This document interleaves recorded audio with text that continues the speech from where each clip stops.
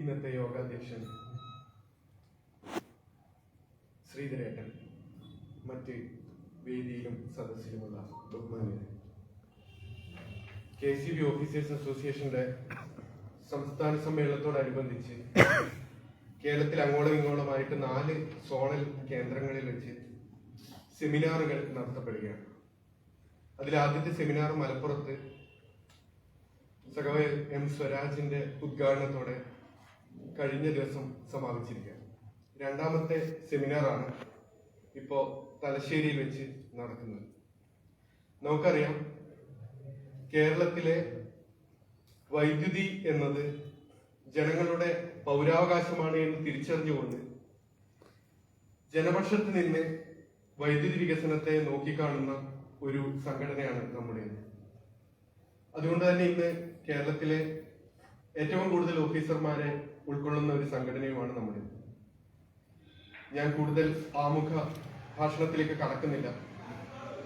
ഇന്ന് നവകേരളവും വൈദ്യുതി വികസനവും എന്ന വിഷയത്തെ ആസ്പദമാക്കി ഇവിടെ നടക്കുന്ന സെമിനാർ ഉദ്ഘാടനം ചെയ്യാനായിട്ട് ഇവിടെ എത്തിയിരിക്കുന്നത് ബഹുമാനപ്പെട്ട കേരള നിയമസഭാ സ്പീക്കർ ശ്രീ AN ഷംസീർ അവർകളാണ്.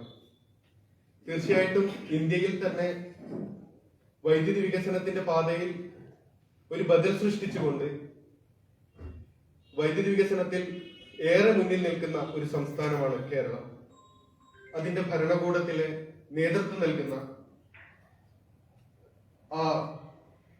എല്ലാ തലശ്ശേരിയിലെയും കേരളത്തിലെയും തന്നെ വികസന പ്രവർത്തനങ്ങൾക്ക് നേതൃത്വങ്ങളിൽ ഒരാളായ ഏറെ ബഹുമാനപ്പെട്ട കേരള നിയമസഭാ സ്പീക്കർ ശ്രീ AN ഷംസീർ അവർകളെ ഏറെ ആദരവോടെ ഈ പരിപാടിയിലേക്ക് സ്വാഗതം. ഇന്നത്തെ പരിപാടിയുടെ അധ്യക്ഷത വഹിക്കുന്നത് നമ്മുടെ സംഘാടക സമിതി ചെയർമാൻ കൂടിയായ കണ്ണൂർ ജില്ലാ CITU സെക്രട്ടറിയായ പ്രിയപ്പെട്ട ശ്രീധരേട്ടനാണ്. ശ്രീധരേട്ടനെയും സ്നേഹപൂർവ്വം ഈ ചടങ്ങിലേക്ക് സ്വാഗതം ചെയ്യുന്നു. ഇന്നത്തെ പരിപാടിയിൽ പ്രതികരണവുമായിട്ട് ഇവിടെ എത്തിച്ചേർന്നവരും എത്താൻ ഇരിക്കുന്നവരുമായിട്ട് നമ്മുടെ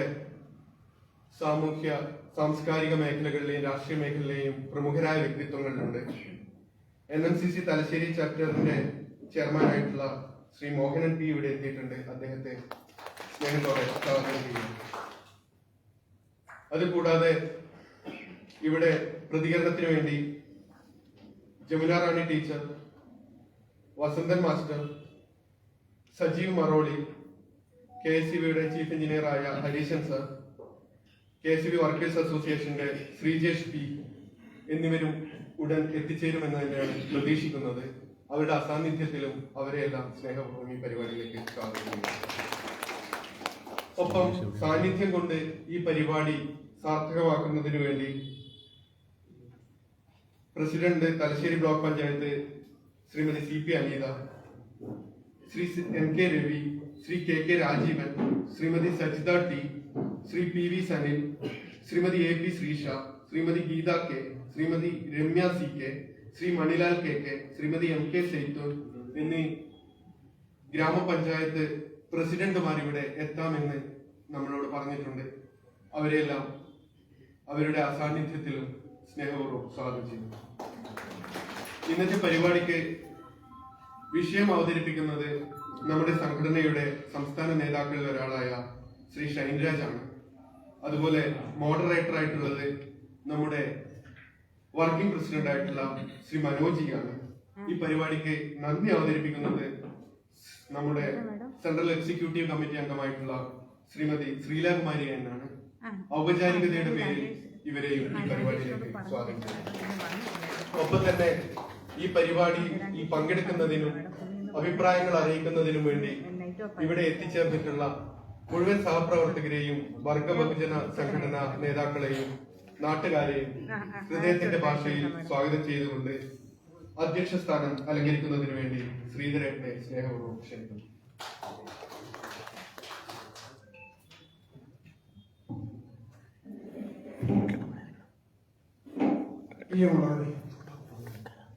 KCB ഓഫീസേഴ്സ് അസോസിയേഷന്റെ ഒരു സെമിനാർ തലശ്ശേരി വെച്ച് നടത്തണമെന്ന് തീരുമാനിച്ചത്.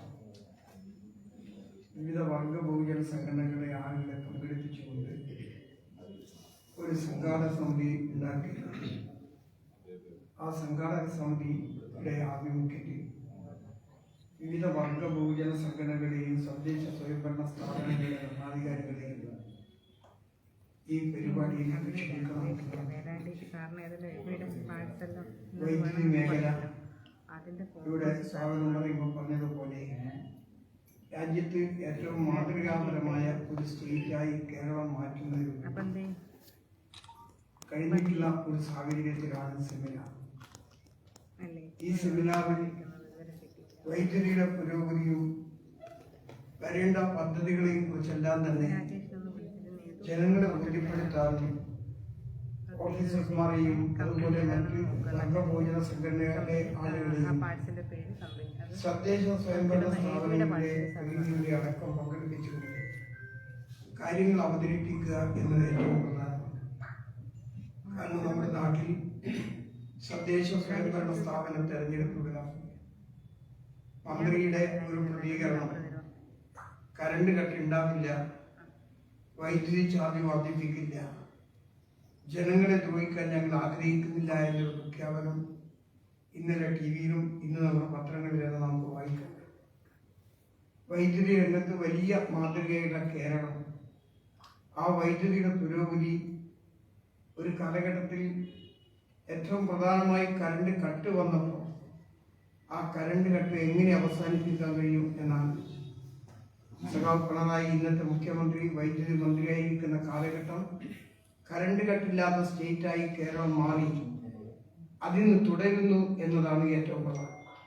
അപ്പോൾ ജനങ്ങൾക്ക് സ്വന്തമായി ഉപയോഗിക്കാനും വ്യവസായശാലകൾ മറ്റുമെല്ലാം പ്രവർത്തിക്കണമെങ്കിൽ വൈദ്യുതിയുടെ അത്യാവശ്യം.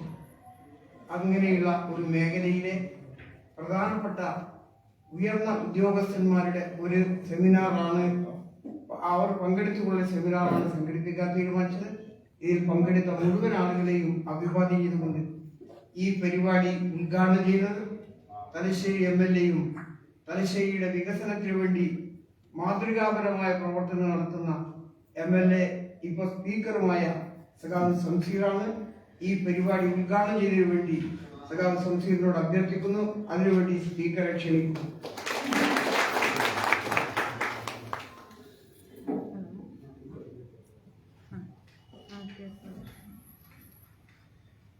പ്രിയപ്പെട്ട അധ്യക്ഷൻ CITU-യുടെ കണ്ണൂർ ജില്ലാ സെക്രട്ടറിയും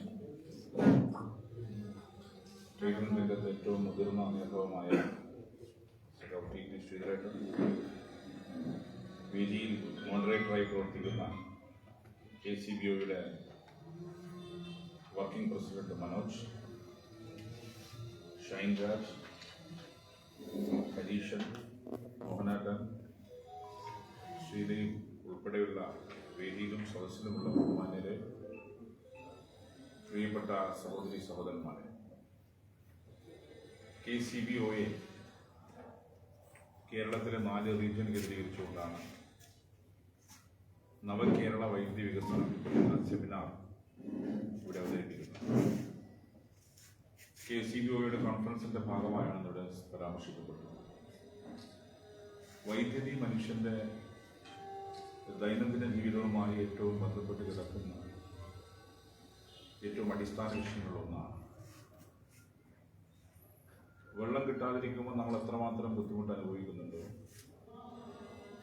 അത്ര തന്നെ ബുദ്ധിമുട്ട് വൈദ്യുതി രംഗത്തിൽ ചെറിയ ഇന്ററപ്ഷൻ ഉണ്ടാകുമ്പോൾ നമ്മൾ അനുഭവിക്കുന്നു. ദൈനംദിന ജീവിതത്തിൽ അത്രമാത്രം സ്വാധീനം ഇന്ന് വൈദ്യുതി ചെലുത്തിയിട്ടുണ്ട്. പ്രത്യേകിച്ച് നമ്മുടെ ജനറേഷൻ മുതൽ ഇങ്ങോട്ട്. ശ്രീധരേട്ടനൊക്കെ വൈദ്യുതി ഇല്ലാതെ കുറെ കാലം അതിജീവിക്കാൻ സാധിച്ച ആളാണ്. പക്ഷെ എൻ്റെ ജനറേഷൻ മുതൽ ഇങ്ങോട്ട് ഉറപ്പിച്ച് പറയാൻ സാധിക്കും, ചെറിയൊരു ഇന്ററപ്ഷൻ പോലും വല്ലാതെ നമ്മളെയൊക്കെ സ്വാധീനിക്കുന്നുള്ളതാണ്, വല്ലാതെ ബുദ്ധിമുട്ട് നമുക്ക് ഉണ്ടാക്കുന്നു. എൻ്റെ സ്കൂൾ ഡേയ്സിലാണ് അന്ന് 2, 3, 4 മണിക്കൂറൊക്കെ പവർ കട്ട് വലിയ സന്തോഷമാണ്. കാരണം പഠിക്കേണ്ട കാര്യമില്ല. പവർ കട്ടാണെങ്കിൽ പഠിക്കണ്ട, വീട്ടിൽ നിന്നൊന്നും പറയാൻ കഴിയില്ല, കാരണം എങ്ങനെ പഠിക്കും? പക്ഷെ ഒരു 10th സ്റ്റാൻഡേർഡിലൊക്കെ എത്തിയപ്പോൾ അത് വല്ലാത്ത ബുദ്ധിമുട്ടുണ്ടാക്കി. കാരണം ആദ്യത്തെ പൊതുപരീക്ഷ എഴുതുമ്പം അതിനകത്ത് ഉയർന്ന മാർക്ക് വാങ്ങിച്ചാൽ മാത്രമേ ഏറ്റവും ഇഷ്ടമുള്ള ക്യാമ്പസ് കിട്ടൂ. ആ ഇഷ്ടമുള്ള ക്യാമ്പസിനകത്തേക്ക് മത്സര പരീക്ഷ, അതിനകത്ത് മികച്ച മാർക്ക്, അത് 10ാം ക്ലാസ്സിൽ എത്തുമ്പോൾ ഞാൻ 93 ബാച്ചാണ്, വലിയ ബുദ്ധിമുട്ട് ഞങ്ങൾക്കുണ്ടാക്കി.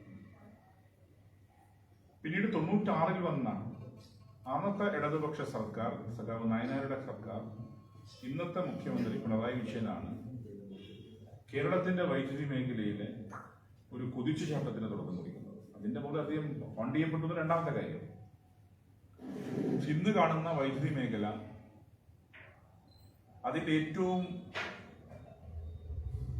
ഉയർന്ന വളർച്ചയ്ക്ക് നേതൃത്വം കൊടുത്തത് കേരളത്തിന്റെ ഇന്നത്തെ മുഖ്യമന്ത്രി പിണറായി വിജയൻ. അതിനെക്കുറിച്ച് അദ്ദേഹത്തിന് അഗാധമായ പാണ്ഡിത്യമുണ്ടെന്ന് പറഞ്ഞാൽ ഒറ്റ കാര്യം കോട്ട് ചെയ്യാം. ഇപ്പൊ നിയമസഭയിൽ നിങ്ങളുടെ സെക്ടറുമായി ബന്ധപ്പെട്ട ചോദ്യങ്ങൾ വരും. നിയമസഭാ ഫ്ലോറിൽ ചോദ്യോത്തരം ഉണ്ടല്ലോ. ഈ ചോദ്യോത്തരം ഉണ്ടാകുന്ന ഘട്ടത്തിൽ പലപ്പോഴും അദ്ദേഹം ഇങ്ങനെ ഇരിക്കുന്നുണ്ടോ, മുഖ്യമന്ത്രി ഇങ്ങനെ ഇരിക്കുന്നുണ്ടോ, അദ്ദേഹം എന്തെങ്കിലും എഴുതുന്നൊക്കെ ഉണ്ടോ. പക്ഷെ ചില ചോദ്യങ്ങൾക്ക് അദ്ദേഹം പെട്ടെന്ന് കൈവക്കും. CM കൈവക്കി അപ്പൊ കൊടുക്കണം എന്നാണ് മൈക്ക്. അപ്പൊ തന്നെ അദ്ദേഹത്തിന് മൈക്ക് കൊടുക്കും. വളരെ വ്യക്തതയോടുകൂടി അദ്ദേഹം ഉത്തരം പറയുമ്പോൾ ഞാൻ തന്നെ അത്ഭുതപ്പെട്ടു. ഇത്രയും അഗാധമായ പാണ്ഡിത്യം അദ്ദേഹത്തിന് ഈ മേഖലയുണ്ട് എന്നുള്ളതാണ്. ഞാനത് യാദൃച്ഛികമായി പറയാൻ നിർബന്ധിതമായി എന്നുള്ളതാണ്. വൈദ്യുതി മേഖല അത്രമാത്രം ഫ്ലോറിൽ വന്ന എല്ലാവർക്കും ചോദ്യം ചോദിക്കാനുണ്ടാവും. പക്ഷെ എല്ലാവർക്കും ചോദ്യം കൊടുക്കാൻ സാധിക്കില്ല. പരമാവധി ഒരു 5 10 അല്ലെങ്കിൽ ചില ഘട്ടത്തിൽ മന്ത്രിയുടെ ഉത്തരത്തിന്റെ ദൈർഘ്യം പോലെയാണ്. ചിലപ്പോൾ നമ്മൾ 10 15 കൊടുക്കും. കാരണം ഈ വൈദ്യുതി മേഖലയുമായി ബന്ധപ്പെട്ട് എല്ലാവർക്കും ചോദ്യവും ഉത്തരവും വേണം. കാരണം അത്രമാത്രം ജനങ്ങളുമായി കെട്ടുപിടിഞ്ഞ് കിടക്കുന്ന ഒരു വിഷയമാണ് വൈദ്യുതി എന്നുള്ളതാണ്. വൈദ്യുതി മേഖല ഇപ്പോ ഞാൻ മനസ്സിലാക്കുന്നത് 2030, ഞാനിപ്പോ ഇതിലൊരു ആധികാരികമായി സംസാരിക്കാൻ പറ്റിയാവുന്നല്ല, ഇതിൽ നിങ്ങളെ വിഷയമുണ്ട്. പക്ഷെ കുറച്ച് ചില കാര്യങ്ങൾ ജനങ്ങൾക്കിടയിൽ നിൽക്കുന്നതാണെന്ന് എനിക്ക് പറഞ്ഞു പോകുന്നുള്ളതാണ്. 2030 കേരളത്തിൽ 60,000 ദശലക്ഷം യൂണിറ്റ് വൈദ്യുതി വേണമെന്നാണ് സ്റ്റഡീസ് സൂചിപ്പിക്കുന്നത്. ഈ 60,000 ദശലക്ഷം യൂണിറ്റ് വൈദ്യുതി എങ്ങനെ നമുക്ക് കിട്ടും? അപ്പൊ അത് ഉൽപ്പാദിപ്പിക്കാൻ എന്താണ് മാർഗം തുടങ്ങിയ കാര്യങ്ങൾക്കകത്ത് ഏറ്റവും ഫ്രൂട്ട്ഫുൾ ആയ ചർച്ചയ്ക്ക് നേതൃത്വം കൊടുക്കുന്നത് നിങ്ങളാണ്. ഞങ്ങളിൽ അതോറിറ്റി ഒന്നല്ല, പ്രത്യേകിച്ച് ഓഫീസേഴ്സ്, പിന്നെ കുറച്ച് വർക്കേഴ്സ് കൂടി ഇരിക്കുന്നുണ്ട്. കേരളം പോലുള്ള സംസ്ഥാനം നേരിടുന്ന വൈദ്യുതി പ്രതിസന്ധിക്ക് അല്ലെങ്കിൽ വൈദ്യുതി മേഖല പ്രശ്നങ്ങൾക്ക് ഒപ്പം വിത്തൗട്ട് ഇന്ററപ്ഷൻ, ഒരു തരത്തിലും ഇന്ററപ്ഷൻ ഇല്ലാതെ പവർ എങ്ങനെ പുതിയ തലമുറക്ക് പവർ കട്ട് ഇല്ലാതെ കൊടുക്കാൻ സാധിക്കുമെന്ന കാര്യത്തെക്കുറിച്ച്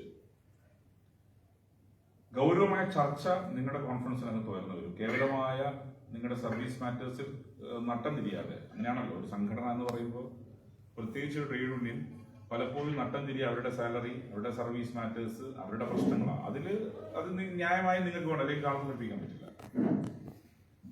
അതിനപ്പുറത്തേക്ക് ചുമരുണ്ടെങ്കിൽ ചിത്രം വരയ്ക്കാൻ പറ്റും. ഈ വൈദ്യുതി മേഖല ഉണ്ടെങ്കിൽ മാത്രമേ നിങ്ങളുള്ളൂ, യൂണിയൻ ഉള്ളൂ. അങ്ങനെ വരുമ്പോൾ വൈദ്യുതി മേഖലയിലെ പ്രശ്നങ്ങൾ എങ്ങനെ അഡ്രസ് ചെയ്യപ്പെടണം? ഇപ്പൊ നമ്മൾ ഒറീസയെന്നാണ് പർച്ചേസ് ചെയ്യുന്നത്, ഒരു മേജർ ഷെയർ.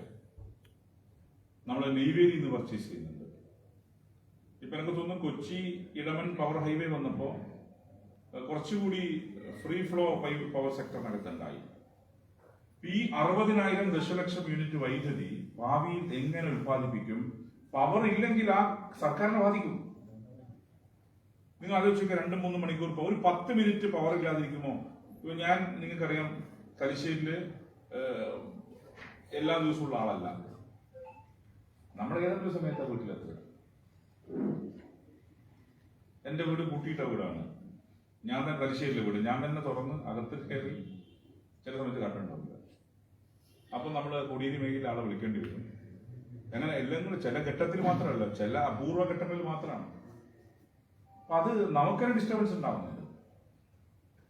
അങ്ങനെ വരുമ്പം ഒരു 5 മിനിറ്റ് പവർ ഇല്ലാതിരിക്കുമ്പം നമുക്കുണ്ടാക്കുന്ന പ്രയാസം എത്രയാണോ അതിനേക്കാൾ ബുദ്ധിമുട്ടായിരിക്കും പുതിയ ജനറേഷൻ എക്സും ജെൻസിയും ജെൻ ആൽഫയും ജെൻ ബീറ്റയും അവർക്കൊന്നും ഇതില്ലാതെ ഉള്ള നിമിഷത്തെ കുറിച്ച് ചിന്തിക്കാൻ പോലും സാധിക്കില്ല. അത്രമാത്രം ജനങ്ങളുമായി ബന്ധപ്പെട്ട് കിടക്കുന്ന ഒരു മേഖലയാണ് പവർ. 2030 60,000 ദശലക്ഷം യൂണിറ്റ് വൈദ്യുതി വേണമെന്ന് പറയുമ്പം ആ വൈദ്യുതി എങ്ങനെ ഉണ്ടാക്കും? അതിനെക്കുറിച്ച് നല്ലൊരു ഡിബേറ്റും ചർച്ച എങ്ങനെ. ഇതിപ്പോ നിങ്ങളൊക്കെ എഞ്ചിനീയേഴ്സ് ആണ്, ഗ്രാജുവേറ്റ്സ് ഉണ്ടാവും, പോസ്റ്റ് ഗ്രാജുവേറ്റ്സ് ഉണ്ടാവും, റിസർച്ചേഴ്സ് ഉണ്ടാവും, അപ്പൊ ഈ പങ്കെടുക്കുന്നവരുണ്ട്. അപ്പൊ അവരാണ് ആ നിലയിലേക്കുള്ള ഗൗരവമായ ചർച്ചകൾ നിങ്ങൾ കൊണ്ടുവരുന്നത്.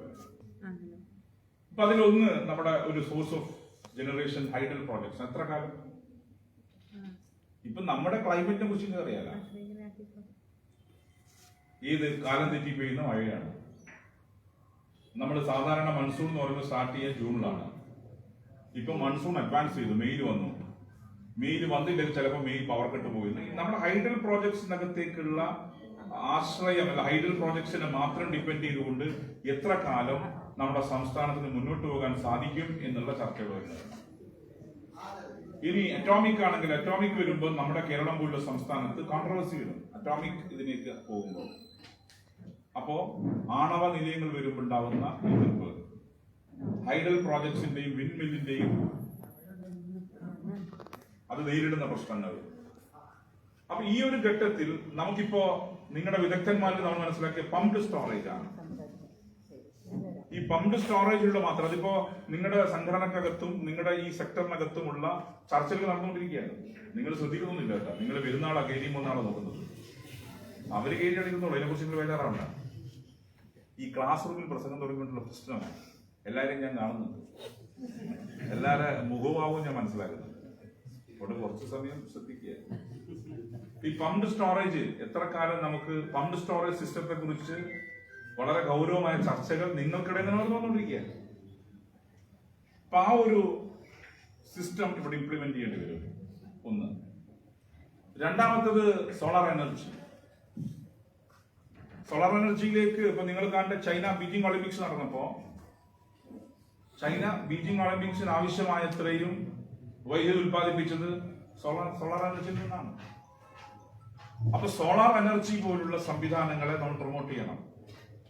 ഇപ്പൊ പുതിയ രീതിയിലേക്ക് പോകുമ്പോൾ അത് എത്രമാത്രം നമ്മൾ എഫക്റ്റീവ് എന്നറിയില്ല. കാരണം ഈ പവർ സോളാർ പ്ലാന്റ് വെക്കുമ്പോൾ അതിന്റെ യൂണിറ്റും മറ്റു കാര്യങ്ങളെ കുറിച്ചൊക്കെ ചില ചർച്ചകൾ നടന്നുകൊണ്ടിരിക്കുക. ഒന്ന് സോളാർ യൂണിറ്റ് തന്നെയാണ്, രണ്ട് പമ്പ്ഡ് സ്റ്റോറേജ് ആണ്. ഈ സോളാർ യൂണിറ്റിൽ നിന്നും പമ്പ്ഡ് സ്റ്റോറേജിൽ നിന്നും വൈദ്യുതി ഉത്പാദിപ്പിക്കാൻ ആവശ്യമായ കാര്യങ്ങൾ ഭാവിയിൽ ഉരുത്തിരിഞ്ഞു വന്നാൽ മാത്രമേ വൈദ്യുതി മേഖല പ്രശ്നങ്ങൾക്ക് പരിഹാരം ഉണ്ടാക്കാൻ സാധിക്കൂ. ഈ സിസ്റ്റം നിങ്ങൾ കാണേണ്ടത് വളരെ സങ്കീർണമായ വിഷയമാണ്. വൈദ്യുതി യൂസേജ് കുറയാനൊന്നും പോകുന്നില്ല. ഈ AC ഇല്ലാതെ ഇപ്പൊ നമുക്ക് നിൽക്കാൻ പറ്റുമോ? പണ്ട് AC എന്നൊക്കെ പറഞ്ഞാൽ നമ്മുടെയൊക്കെ പാർട്ടിയിൽ വലിയ ചർച്ചയാണ്. അവിടെ ഏരിയ കമ്മിറ്റി ഓഫീസിൽ AC ഒക്കെ ഉണ്ട് കേട്ടോ. ഇന്നിപ്പോ AC ആരെങ്കിലും ചർച്ച ചെയ്യുന്നത്? AC അനിവാര്യമായി വന്നു. പുതിയ കാലത്തെ ക്ലൈമറ്റ് ചേഞ്ച്. ഇപ്പോ നമ്മൾ മഴ ഉണ്ട്, മഴ നിൽക്കുമ്പോ എന്താ എക്സ്ട്രീം ചൂടാണ്. വളരെ എക്സ്ട്രീം എന്ന് പറഞ്ഞാൽ 10 മിനിറ്റ് പുറത്തിറങ്ങി ആകാനുള്ള ആൾ വാടി പോവാണ്. അപ്പൊ ക്ലൈമറ്റ് ചേഞ്ച് നമ്മുടെ സമൂഹത്തിനകത്ത് ഉണ്ടാക്കുന്ന പ്രശ്നം, അത് എയർ കണ്ടീഷണർ ഇല്ലാതെ ജീവിക്കാൻ സാധിക്കാത്തത്ര രീതിയിലേക്ക് മാറ്റം വന്നുകൊണ്ടിരിക്കുന്നു. അത് മാറ്റം വന്നുകൊണ്ടിരിക്കുന്ന പശ്ചാത്തലത്തിൽ ഇതിന്റെ യൂസേജ് കൂടുതലുള്ളൂ, യൂസേജ് കുറയാനൊന്നും പോകുന്നില്ല.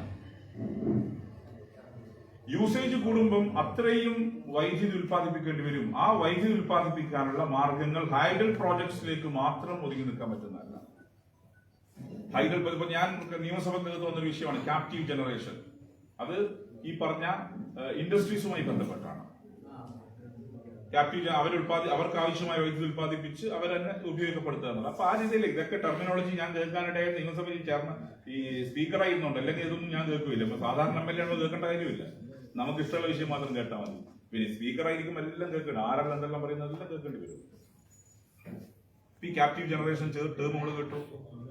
ഇങ്ങനെ വൈദ്യുതി മേഖല ജനജീവിതവുമായി ബന്ധപ്പെട്ട കെട്ടുപിണഞ്ഞു കിടക്കുന്ന, ഒരുപക്ഷെ ഓക്സിജൻ പോലെ ഭാവിയിൽ നമുക്ക് അനിവാര്യമായി വരാൻ പോകുന്ന സംവിധാനം വൈദ്യുതി മാറുന്നു. അപ്പൊ അതിന്റെ ജനറേഷൻ, പുതിയ ജനറേഷനെ കുറിച്ചും ഉപയോഗം കുറയാനൊന്നും പോകുന്നില്ല. അപ്പൊ പുതിയ പുതിയ ജനറേഷനെ കുറിച്ചുള്ള ഗൗരവമായ ചർച്ചകൾക്ക് ഈ സെമിനാർ നേതൃത്വം കൊടുക്കുന്നതാണ്. 2 സ്മാർട്ട് മീറ്ററെ കുറിച്ച് വിഷയമാണ്.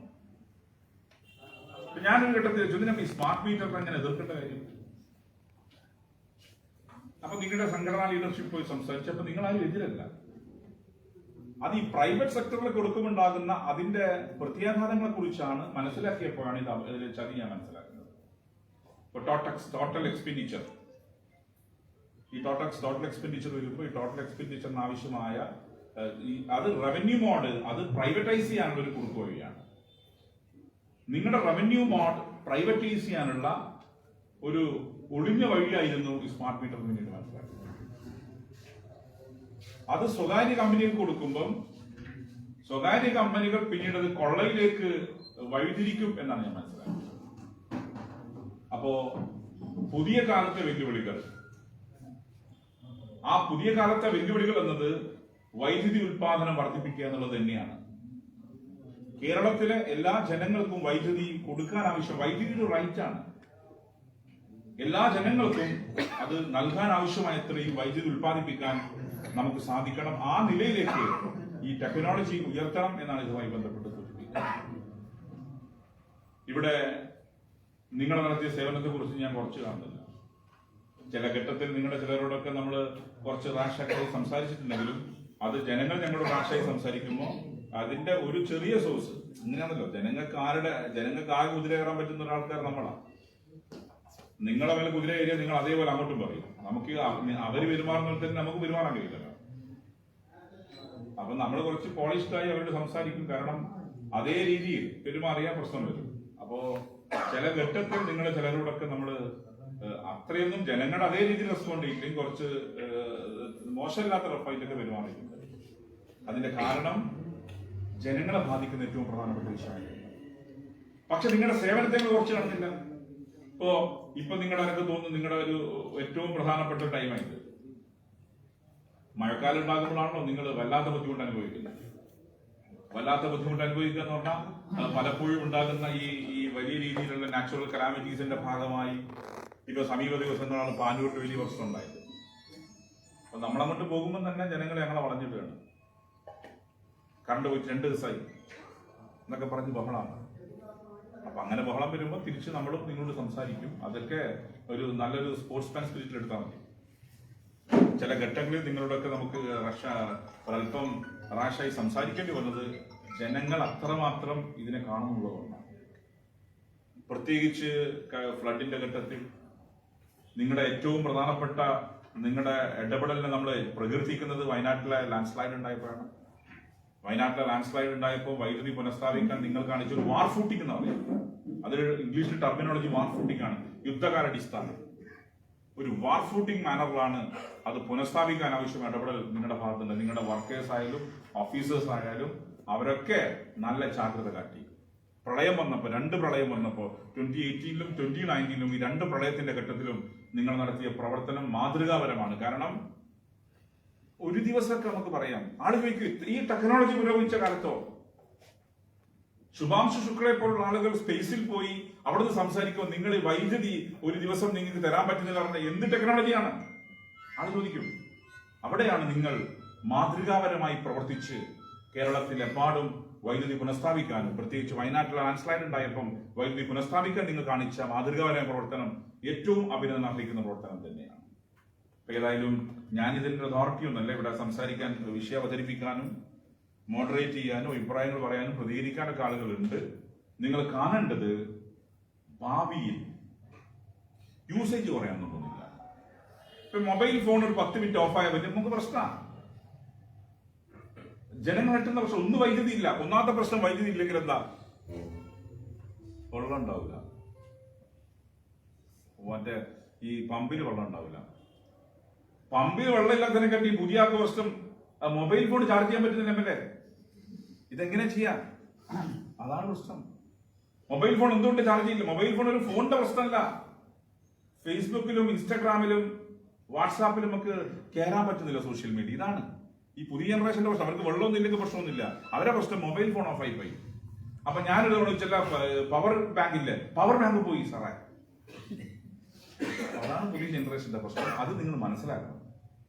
നമ്മൾ അഡ്രസ് ചെയ്യുന്ന ജനറേഷൻ ആൽഫയിൽ ഉൾപ്പെടുന്ന ആളുടെ പ്രശ്നം മൊബൈൽ ഉൾപ്പെടെയുള്ള ആധുനിക ടെക്നോളജിയാണ്. ആ ടെക്നോളജി പ്രവർത്തിക്കാൻ മറ്റു മാർഗമൊന്നും ഇപ്പൊ കണ്ടിട്ടില്ല. ഇപ്പൊ കണ്ടിട്ടുള്ളത് ആകെ കറണ്ട് തന്നെയാണ്. അപ്പൊ അത്രമാത്രം ജനങ്ങളുമായി കെട്ടുപിണഞ്ഞു കിടക്കുന്ന ഈ വൈദ്യുതി മേഖല, ആ വൈദ്യുതി മേഖലയിലെ ഉൽപാദനം വർദ്ധിപ്പിക്കാൻ, ഉപയോഗം കൂടും.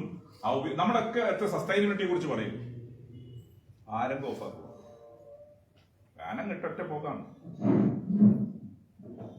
അത് ആരും മൈൻഡ് ചെയ്യുന്നില്ല. ലൈറ്റ് പരമാവധി ലൈറ്റ് ഇടും, പരമാവധി ഫാൻ ഇടും, AC തന്നെ ചിലപ്പോൾ ഓഫാക്കൂല. അത്രമാത്രം ഇതിനകത്ത് നമ്മളൊരു ഡിസിപ്ലിൻ കൊണ്ടുവരണം.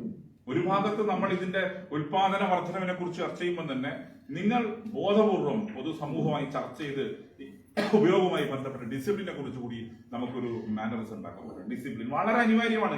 ഈ ഇലക്ട്രിസിറ്റി മേഖലയിലെ വൈദ്യുതി ഉപയോഗത്തിന്റെ ഡിസിപ്ലിൻ വളരെ അനിവാര്യമാണ്. എഴുന്നേറ്റ് പോകുമ്പം നിർബന്ധമായും ലൈറ്റും ഫാനും ഓഫാക്കണം എന്ന കൾച്ചർ ഡെവലപ്പ് ചെയ്യണം. ഇപ്പൊ AC ഓഫാക്കുന്നില്ല. അപ്പൊ അത് സംഭവിക്കുന്നത് എന്താ? അപ്പൊ ഈ വൈദ്യുതി മേഖലയിൽ ഉപയോഗത്തെ കുറിച്ചുള്ള നിങ്ങൾ തന്നെ ആദ്യം മാതൃകയാവണം. നിങ്ങൾ തന്നെ ആദ്യം മാതൃകയായി ഡിസിപ്ലിൻ കൊണ്ടുവരാൻ നിങ്ങൾ പരിശ്രമിക്കണം. ഒപ്പം അതിലെല്ലാം ഉപരി നിങ്ങളും ഞങ്ങളും എല്ലാം പ്രവർത്തിക്കുന്ന ജനങ്ങൾക്ക് വേണ്ടിയാണ്.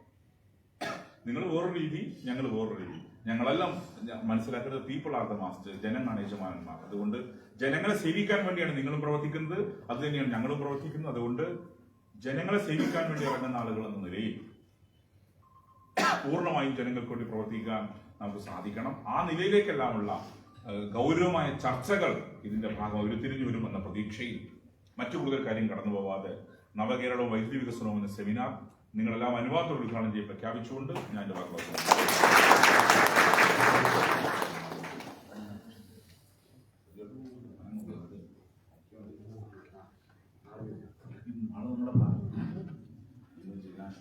അടുത്തത് മോഡറേറ്റർ ആണ് മനോജ്. ഈ വർക്കിംഗ്